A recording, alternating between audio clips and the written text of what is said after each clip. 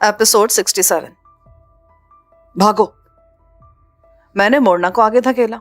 वो हर मुमकिन तेजी से दौड़ने लगी, लेकिन ताक़ुब करने वाले ज्यादा तेजी से नजदीक आ रहे थे। अचानक मैंने दूर से एक साय को नमूदार होते देखा। हम रोशनी में थे, इसलिए उसे वाज़े नजर आ रहे थे। उसने ब्रस्ट मारा। गोलियां आसपास की दीवारों को छलनी कर गईं। मैंने पलट कर जवाबी ब्रस्ट मारा तो साया दूर हो गया। हम दोनों भागने लगे। मैं वक्फे वक्फे से पलट कर गोलियां चलाता रहा ताकि वो नजदीक ना आ सके। ये इस तरह पीछा नहीं छोड़ेंगे।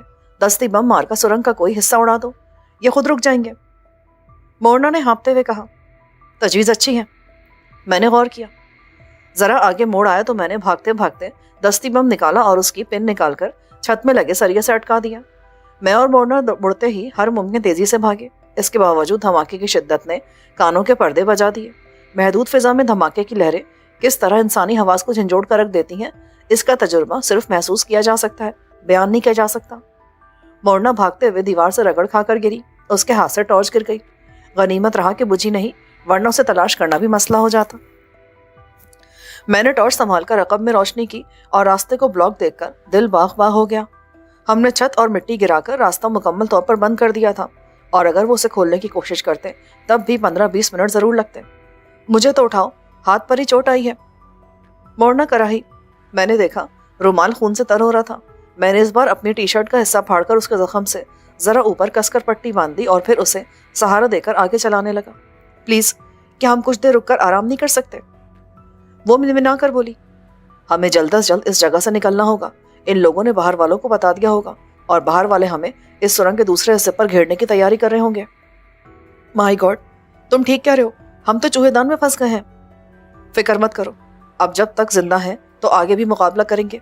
क्या हमारे लोगों को इस हमले का इल्म नहीं होगा? उन्हें तहखाने की तबाही का पता चल गया होगा, लेकिन इस बात से वो बेखबर होंगे कि दुश्मन हमें घेर रहे हैं और हम इस मतरूक सीवरेज लाइन में हैं। उन्हें किसी तरीके से इत्तला नहीं दी जा सकती? मैंने सोचते हुए कहा। मुझे मोबाइल का ख्याल आया। उसे जेब से निकालकर ऑन किया और उसकी स्क्रीन पर सिग्नल देखकर मुझे बेहद खुशी हुई। मैंने कैनीमैन का नंबर मिलाकर मोबाइल मोरना की तरफ बढ़ा दिया। वो उसे ज्यादा बेहतर तरीके से गाइड कर सकती थी। मोरना ने तेज लहजे में कैनीमैन को सूरत हाल के बारे में बताना शुरू किया। फादर, मुखबिरी हो गई है। उन लोगों ने तहखाने को तलाश कर लिया था। मुझे उसको तबाह करना पड़ा। इस वक्त भी वो हमारे पीछे लगे हैं। हम मतरूक सीवरेज लाइन में हैं। दुश्मन यहाँ पर भी हमारा ताक़ुब कर रहा है और बाहर भी हमें घेर रहा है। कैनीमैन ने मोरना से लोकेशन समझी और तसल्ली दी कि उसके आदमी हमें यहाँ से निकालने के लिए आ रहे हैं। वो लोग आ रहे हैं। मोरना ने फातिहाना अंदाज में कहा। बेहतर होगा हम यहाँ रुककर मदद का इंतजार करने के बजाय बाहर निकलने वाले रास्ते तक पहुंचने की कोशिश करें। मोरना ने बादल नाखास्ता सर हिला दिया। वो बहुत थक गई थी और खून बह जाने से कमजोरी भी महसूस कर रही थी, इसलिए रुकना चाहती थी। खतरा हमें रुकने की इजाजत नहीं देता था। अगर दुश्मन इस सुरंग के रास्ते को तबाह कर देता तो हम इन दीवारों से सर टकरा कर मर जाते या उसके हाथ मारे जाते। अंदाजन कोई 2 मील का फासला तय कर चुके थे और मोरना के मुताबिक हम मेन होल के दहाने के नजदीक ही थे, इसलिए अब एहतियात से कदम उठा रहे थे। ऐन मुमकिन था दुश्मन घात लगाए बैठा होता और हम बेखबरी में उसके जाल में फंस जाते। मैंने महसूस किया कि सुरंग की घुटी हवा में किसी कदर ताजगी शामिल हो गई थी। होशियार, हम शायद सुरंग के दहाने के पास हैं। मैंने सरगोशी की। आगे जाना खतरे से खाली नहीं होगा। अगर वो सुरंग के दहाने तक आ गए तो बाहर रखते ही हमारे जिस्म चलनी हो जाएंगे। वो सहमे हुए अंदाज में बोली। ऐसा मुमकिन है। मैंने तशवीर से कहा। बहरहाल तुम रोशनी बुझाकर यहीं रुको, मैं जरा आगे का जायजा लेकर आता हूँ। नहीं, मुझे अकेले डर लगेगा। उसने मेरा बाजू पकड़ लिया। मैं बस 5-10 मिनट में आता हूँ, डरने की क्या बात है? इस सुरंग में कोई बड़ा दरिंदा नहीं होगा। कोई खतरा हो तो फायर कर देना। मैंने राइफल उसके पास जमीन पर रख दी और फिर अपनी राइफल छाने से लटकाकर मैं दबे कदमों आगे जाने लगा। मोरना से टॉर्च भी ले ली थी कि शायद उसकी जरूरत पड़ जाए। मेन होल का फर्श साफ और खुश्क था, इसलिए दबे कदमों चलने से दीवार का सहारा ले रहा था ताकि एक सीध में चलता रहूं। तारीकी वैसी ही रही थी। ताज़ा हवा अब ज्यादा वाज़े तौर पर महसूस की जा सकती थी। शायद दहाना नजदीक था लेकिन खुला नहीं था। तहखाने से निकलने वाली सुरंग की तरह मेन होल के गोल पाइप नुमा हिस्सा गायब हो गया और मेरे हाथ मिट्टी की दीवार से टकरा गए। रोशनी अब भी नहीं थी। मैं मुकम्मल तारीकी में था। अब अंधाधुंध आगे कदम बढ़ाना हिमाकत ही होती। मैंने नीचे बढ़ते हुए हाथ से जमीन टटोली और आगे बढ़ने लगा। जमीन नीचे थी और यह शायद कोई सुरंग थी या पाइप के इर्द गिर्द मट्टी गार की तरह जम गई थी। जमीन बतदरीज बुलंदी की तरफ जा रही थी। ताज़ा हवा के झोंके आ रहे थे। कई बार मेरे दिलमाई के टॉर्च रोशन कर लूं, लेकिन मेरी छठी हिस्स ने मुझे रोक दिया। मोहम्मद मुझे सामने की तरफ से हल्की सी हार्ट हुई। میں ساکت ہو گیا. آہٹ قطعی طور پر مصنوعی تھی, جیسے کسی انسان نے پہلو بدلا ہو. میں دم ساتھ کر اسی جگہ اوندھے منہ لیٹ گیا اور پستول اور ٹارچ کا رخ سامنے کی طرف کر لیا. 5-6 منٹ اسی پوزیشن میں گزرے اور جب مطمئن ہو کر آگے جانے کا سوچ ہی رہا تھا کہ اچانک کوئی چھینکا. بند جگہ پر یہ چھینک بم کے دھماکے کی طرح گونجی. کسی اور شخص نے گالی دی. اپنی چھینک روک نہیں سکتے تھے؟ اس پر چھینکنے والے نے نہایت واہیات بات کی جو بھنانے والے کی والدہ محترمہ سے تعلق رکھتی تھی. اب نکلو یہاں سے, اس نے چھینک سن لی ہوگی, مارے جاؤ گے. دوسرے نے والدہ محترمہ کی شان میں گستاخی برداشت کر کے کہا. اسے بجا طور پر میری فکر لاحق تھی. میں نے فیصلہ کیا کہ دشمن کے یہ 2 آدمی صحیح سلامت واپس نہیں جانے پائے. میں نے پستول جیکٹ میں رکھا اور رائفل اتارتے ہوئے آوازوں کی طرف برسٹ مارا. سرنگ میں جیسے قیامت آ گئی. فائرنگ کے شور اور چیخوں کی آواز سے کان کے پردے پھٹنے لگے. فائرنگ کے ساتھ ہی میں لڑک کر ایک طرف ہو گیا. اسی احتیاط نے جان بچا لی کیونکہ شولوں کی قطار عین اس جگہ لگی جہاں ایک لمحے پہلے میں تھا. فائرنگ ان 2 افراد میں سے کسی نے کی تھی. وہ ممکنہ طور پر معمولی زخمی تھا. اس بار میرے فائر نے اسے یقینی طور پر موت کے گھاٹ اتار دیا تھا. فائرنگ کے شوروں سے سرنگ ذرا دیر کے لیے روشن ہوئی تھی. یہ جگہ کسی غار کا حصہ تھی, چاروں طرف سے بند. ایک طرف چھوٹا سا راستہ تھا, شاید وہی باہر جاتا تھا. پہلا فرد بلا شبہ مر چکا تھا کیونکہ میں نے اس کے سر میں خاصا بڑا سوراخ دیکھا تھا. دوسرا اگلے برسٹ میں مارا گیا. ان 2 کے علاوہ اور کوئی نہیں تھا. میں نے آنکھیں کی طرف رینگتے ہوئے لاشوں کو ٹٹولا, ان کے لباس کی جیبوں کی تلاشی لی اور ان کے پرس نکال کر اپنے پاس رکھ لیے. ان کی رائفلیں اٹھا کر سرنگ کے اندرونی حصے میں پھینک دی اور ایک کونے میں دبک کر اس سارے ہنگامے کا رد عمل کا انتظار کرنے لگا. اس کا امکان کم ہی تھا کہ دشمن نے یہاں صرف 2 آدمی چھوڑے ہوں گے. امکان یہی تھا کہ باہر بھی کچھ لوگ ہوں گے اور وہ اس فائرنگ سے بے خبر ہوں گے. مگر خاصی دیر بعد بھی دہانے کی طرف سے جب کوئی رد عمل نہیں آیا تو میں ایک بار پھر رینگ کر لاشوں تک گیا اور ان کے سر چیک کیے. مجھے اپنے مقصد میں کامیابی ہوئی. دونوں کے کانوں پر ہیڈ فون اور ننھے سے مائک لگے تھے جو تار کی مدد سے ان کی پشت پر بندھے واکی ٹاکی سیٹ سے منسلک تھے. میں نے ایک ہیڈ فون کان پر رکھا. کوئی مسلسل دھیمی آواز میں پکار رہا تھا. نمبر 4, نمبر 5, جواب دو. میں دہراتا ہوں, نمبر 4 اور 5 جواب دو. تم ٹھیک ہو؟ میں نے ہیڈ فون فرش پر ڈال دیا اور اس میں سے ایک کی لاش کو اٹھا کر سامنے رکھتے ہوئے دہانے کی طرف بڑھا. دہانا اصل میں سرنگ کا ایک حصہ تھا, البتہ یہاں سے باہر جانے کا راستہ صاف نظر آ رہا تھا. خاصی کوشش کے باوجود میں کسی متحرک شے کو دیکھنے میں ناکام رہا. میں اس لاش کو خود سے چمٹائے آگے بڑھا. غار کے دہانے کے پاس آ کر میں نے حلق سے کربناک سی آواز نکالی اور لاش کو یوں آگے گرا دیا جیسے وہ خود لڑکھڑا کر غار کے دہانے سے باہر جا کے رہو. اسے دھکیل کر میں خود ایک طرف دبک گیا. اس کا فوری رد عمل ہوا. کسی نے للکار کر کہا, کون ہے, شناخت کراؤ. اس کے ساتھ ہی روشنی کا ایک دائرہ غار کے دہانے کی طرف آیا. اگر میں پھرتی سے پیچھے نہ ہٹ جاتا تو روشنی مجھ پر بھی آ سکتی تھی, مگر روشنی کا دائرہ لاش تک محدود رہا. کوئی اس طرف جھپٹا. اوہ, یہ تو نمبر 4 ہے, یہ مر چکا ہے, اندر گڑبڑ ہے. گڑبڑی گڑبڑ ہے, کوئی دوسرا تلخی سے بولا. شام سے اب تک ہمارے 12 ساتھی کتے کی موت مارے جا چکے ہیں.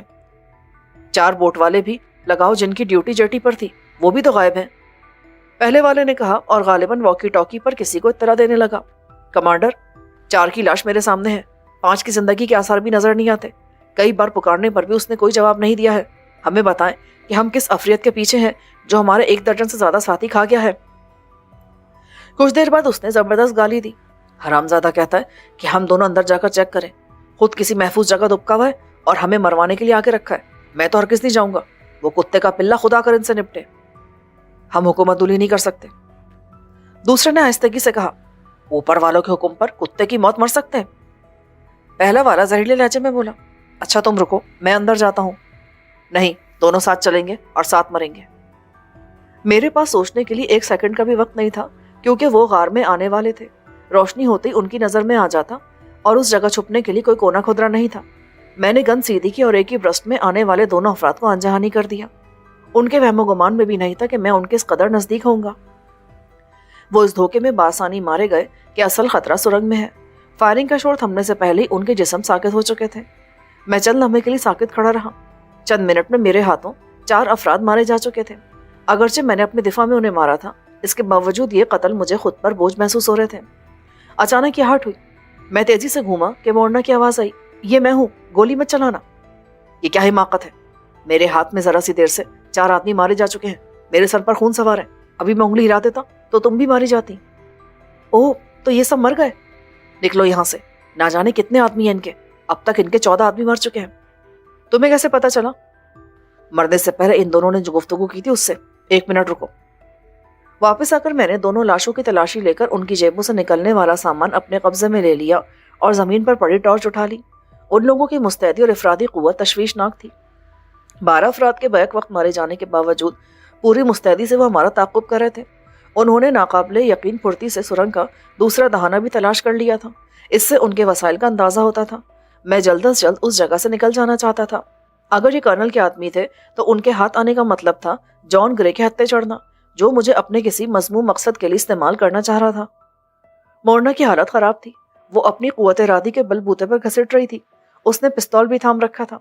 अपनी राइफल वो कहीं फेंक आई थी। हर 100-200 कदम के बाद वो सुस्ताने के लिए बैठ जाती। हम किसी अजनबी जगह से गुजर रहे थे जहाँ घने दरख्त और झाड़ियाँ थीं।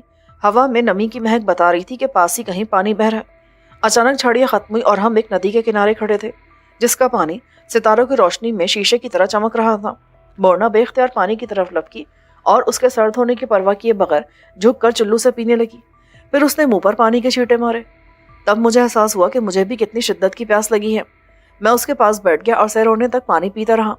नदी का पानी सर्द और शीरी था। पानी पीकर मैंने इर्द गिर्द का जायजा लिया। उस जगह से चारों तरफ देखना मुमकिन नहीं था। मैंने मोरना से कहा, तुम कुछ देर के लिए यहीं रुको, मैं देख कर आता हूँ यहाँ से निकलने का रास्ता किस तरफ है। अगर कोई सड़क नजर आए तो अच्छा रहेगा। मैं नजदीकी टीले पर चढ़ गया। अचानक कहीं दूर से फायरिंग की आवाज आने लगी। मैंने महसूस किया कि फायर उस तरफ हो रहे थे जिस तरफ से हम आए थे, लेकिन इतनी दूर हो रहे थे कि कम से कम खुद पर फायरिंग का शुबा नहीं किया जा सकता था। मैंने चारों तरफ देखा। मुझे जरा फासले पर गाड़ियों की रोशनियां नजर आईं। शायद ये कोई हाईवे थी जो रात के इस पहर भी खासी मसरूफ थी। 2 बज चुके थे। फायरिंग की आवाज़ों में शिद्दत आ गई थी और ऐसा लग रहा था जैसे उस तरफ कोई बड़ा महाज खुल गया हो। मैं टीले से उतरकर नीचे आया जहां मोरना पुरजोश थी। लगता हमारे आदमी आ गए हैं, हमें वापस चलना चाहिए। मेरा ख्याल है वापस जाना अक्लमंदी नहीं होगी। कैनीमैन के आदमी उनसे निमट लेंगे। हमें यहाँ से निकलने की फिक्र करनी चाहिए। जरा फासले पर हाईवे नजर आई है। अच्छा, उसे गोया मायूसी हुई। हम अपने आदमियों की मदद कर सकते हैं। तुम्हें डॉक्टर की जरूरत है और इसके लिए किसी ठिकाने तक पहुंचना लाजमी है। यहाँ हमारे आदमी है, इस तरह हम कैसे किसी महफूज जगह तक पहुंचेंगे? उसने अपनी और मेरी हालत की तरफ इशारा किया। हम दोनों ही गर्द आलूद और खून आलूद हो रहे थे। मोरना का अपना खून बहा था और मेरे कपड़ों पर उस आदमी का खून लगा था जिसे मैंने ढाल के तौर पर आगे रखा था।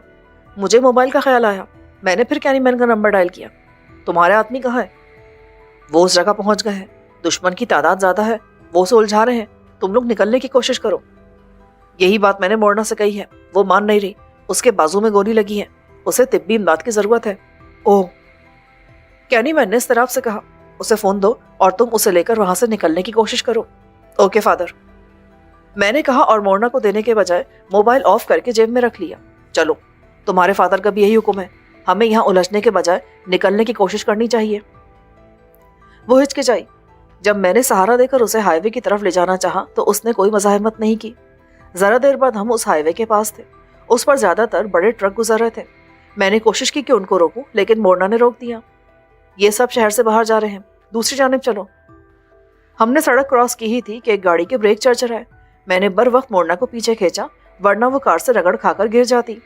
ये स्याह रंग की पोर्शे थी, खासी लग्जरी किस्म की गाड़ी थी। उसके ब्रेक चरचराए और चंद गज के बाद जाकर वो रुक गई। उसके ब्रेक हैरत अंगेज थे। कार का अकबी शीशा उतरा और एक सफेद बालों वाले शख्स ने बाहर झांका। नौजवान, जरा ख्याल से, क्या तुम लोगों को मदद की जरूरत है? गालिबन उसने मोरना को देख लिया था। मुझे ख्याल आया कि उससे मदद क्यों ना ली जाए। बूढ़ा हमारा असलहा देखकर भी परेशान नहीं हुआ। मैं उसकी कार के नजदीक गया। सर, कुछ दुश्मन हमारे पीछे हैं। अगर आप हमें कुछ दूर तक लिफ्ट दे सके तो। मेरी साथी भी जख्मी है, उसे तिब्बी इमदाद की जरूरत है। ओके, आ जाओ। बूढ़े ने दरवाजा खोल दिया। मैंने मोरना को इशारा किया और हम दोनों पिछले हिस्से में घुस गए। मेरे जहन में बिल्कुल भी ख्याल नहीं आया कि बूढ़ा को दुश्मन हो सकता है, क्योंकि हम बिल्कुल इत्तेफाकी तौर पर हाईवे पर पहुंचे थे और दुश्मन को यकीनन इसका ख्याल नहीं आया था कि हम वहां पहुंचेंगे। इसलिए मैं बिल्कुल मुतमईन था। अलबत्ता किसी हद तक ये खदशा था कि बूढ़ा हमारी हालत से मशकूक न हो जाए, लेकिन वो हमारा हमदर्द लग रहा था। ड्राइविंग सीट पर एक बावर्दी ड्राइवर था, यानी बूढ़ा खासा दौलतमंद था। जनूबी अफ्रीका में हर शख्स मुलाजिम नहीं रख सकता। तुम्हारा नाम क्या है young man? Joseph sir. Okay Joseph, क्या तुम्हारे दुश्मन ताकतवर हैं? जी, उनसे मुकाबला करने के लिए मुझे ये सब रखना पड़ा है। क्या तुमने पुलिस से रुजू किया? नो सर, میں اپنے مسائل خود حل کرنے کا قائل ہوں. ہمیں کسی ایسی جگہ اتار دیں جہاں سے ہمیں ٹیکسی مل سکے. اگر تم مناسب سمجھو تو میرے گھر چلو، زیادہ دور نہیں ہے، وہاں تمہاری ساتھی کو طبی امداد بھی مل سکے گی. میں نے غور کیا. میں شکر گزار ہوں سر. مورگن، گھر کی طرف چلو، جلدی. بوڑھا نے ڈرائیور سے تحکمانہ انداز میں کہا. وہ ہم سے کسی قدر فاصلے پر تھا. مورنا نے میرے کان میں سرگوشی کی. مجھے یہ معاملہ گڑبڑ لگ رہا ہے. کوئی اس طرح مسلح افراد کو لفٹ نہیں دیتا. تم ذرا آرام سے بیٹھو، جو ہوگا ابھی سامنے آ جائے گا. میرے ذہن میں کینی مین کے حوالے سے کئی خدشات تھے. بوٹ والے حادثے کے بعد میں اس کی نظروں میں مشکوک ہو گیا تھا اور اس نے مجھے عملاً تہہ خانے میں قید کرا دیا تھا. اب نہ جانو اس کا رد عمل کیا ہوتا. میں خود کو اس کے رحم و کرم پر چھوڑنے کے لیے تیار نہیں تھا. بوڑھا بے شک کسی چکر میں ہوتا تب بھی میں اس کے ساتھ جانے کو تیار تھا. میں نے بوڑھے کی طرف دیکھا. سر، آپ نے ابھی تک اپنا تعارف نہیں کرایا. وہ مسکرا دیا. مجھے جوناتھن رینڈ کہتے ہیں. معمولی سا بزنس مین ہوں. آپ انکساری سے کام لے رہے ہیں. معمولی بزنس مین نہ تو اس قسم کی کاریں رکھتے ہیں اور نہ ہی ان کی کار ڈرائیور چلاتے ہیں. چلو ایسا ہی صحیح، لیکن میں اپنی نظر میں ایک معمولی بزنس مین ہوں، کیونکہ میں نے جتنا کرنا چاہا اتنا کر نہیں سکا. ہاں، یہ آپ ضرور کہہ سکتے ہیں. آپ نے ہمارے بارے میں نہیں پوچھا. ابھی تم نے بتایا تو ہے کہ دشمن تمہارے پیچھے ہیں. تو کیا آپ نے ہمیں لفٹ دیتے ہوئے یہ نہیں سوچا تھا کہ وہ لوگ جو ہمارے دشمن ہیں وہ آپ کو بھی نقصان پہنچا سکتے ہیں؟ نوجوان، اب تک شک کر رہے ہو. یہ درست ہے، میں اس قسم کے معاملات میں ٹانگ نہیں اڑاتا. یہ میرے اصول کے بھی خلاف ہے، لیکن نہ جانے کیوں میں نے تمہیں لفٹ دی اور پھر پناہ کی آفر بھی کر دی. آپ چاہے تو ہمیں کار سے اتار سکتے ہیں. اس نے نفی میں سر ہلا دیا. میرا ایک اصول اور بھی ہے. ایک بار فیصلہ کرنے کے بعد اسے واپس نہیں لیتا، چاہے اس کے عوض مجھے کتنا ہی نقصان کیوں نہ اٹھانا پڑے. میں نے بہت سارے نقصانات بھی اٹھائے ہیں. میں چند لمحے اسے دیکھتا رہا. یہ فیصلہ کرنے سے میں قاصر تھا کہ اس بوڑھے نے مجھے پہچانا ہے یا نہیں، کیونکہ ساحلی ہپی پارک میں ہونے والے ہنگامے کے بعد میرا حلیہ تواتر سے ٹی وی اور دوسرے ذرائع ابلاغ پر مسلسل نشر کیا جا رہا تھا اور مجھے خطرناک دہشت گرد قرار دے دیا گیا تھا. ممکن ہے وہ میرے خراب حلیے کی وجہ سے اب تک مجھے شناخت نہ کر پایا ہو، لیکن گھر جا کر پہچان جائے اور پھر پولیس کو فون کر دے. نوجوان، بوڑھے نے اچانک کہا، میری طرف سے مکمل طور پر بے فکر رہو. میں نہ تو تمہارے دشمنوں سے خائف ہوں اور نہ ہی تمہارے بارے میں پولیس کو انفارم کروں گا. میں حیران رہ گیا. اس نے میرا ذہن پڑھ لیا تھا. بوڑھا سفید فام تھا. فرینچ کٹ داڑھی اور ریم اینک کے ساتھ اس کی شخصیت نفیس تھی. اس نے اعلیٰ درجے کا مگر قدرے پرانے انداز میں سلا سوٹ پہن رکھا تھا. سر کے بال سلیقے سے پیچھے کی طرف بنائے گئے تھے. آنکھوں سے چمک اور ذہانت آیا تھی. در حقیقت اس بوڑھے کی پوری شخصیت متاثر کن تھی. مورنا اس سے مطمئن نہیں تھی. وہ کئی بار مجھے ہاتھ سے ٹہوکے دے چکی تھی، مگر میں اب کینی مین کے پاس جانے کے موڈ میں نہیں تھا. بے شک مجھے کسی کالے چور کے ساتھ جانا پڑتا. بوڑھا پھر بھی بے ضرر لگ رہا تھا. کار مختلف سڑکوں پر دوڑتی ہوئی ایک پوش آبادی میں داخل ہوئی. ایک ڈھلانی سطح پر ایک دوسرے سے ذرا فاصلے پر عالیشان بنگلے اور محلات کھڑے تھے. جنوبی افریقہ میں دولت کی کثرت ہے. یہاں پر کروڑ پتی افراد کا تناسب دنیا میں سب سے زیادہ ہے. ہیرے جواہرات کی کانیں، سونے اور پلاٹینم کی کانیں تھیں. اس کے علاوہ بے شمار قیمتی وسائل ہیں. جنوبی افریقہ صنعتی لحاظ سے بھی دنیا کے چند بہترین ترقی یافتہ ممالک میں شامل ہے. زمین زرخیز اور گھنے جنگلات سے پٹی پڑی ہے. ان جنگلوں میں بے شمار اقسام کے جانور پائے جاتے ہیں. ان کی صفائیوں کو دیکھنے کے لیے ہر سال لاکھوں سیاح جنوبی افریقہ آتے ہیں. یعنی اس ملک میں دولت اور روزگار کی کمی نہیں ہے. وسطی مسلم کمیونٹی بھی یہاں آباد تھی اور ان میں سے اکثر انگریزوں کے دور میں ہندوستان سے لا کر یہاں بسائے گئے تھے. کچھ ہندو اور سکھ بھی ہیں.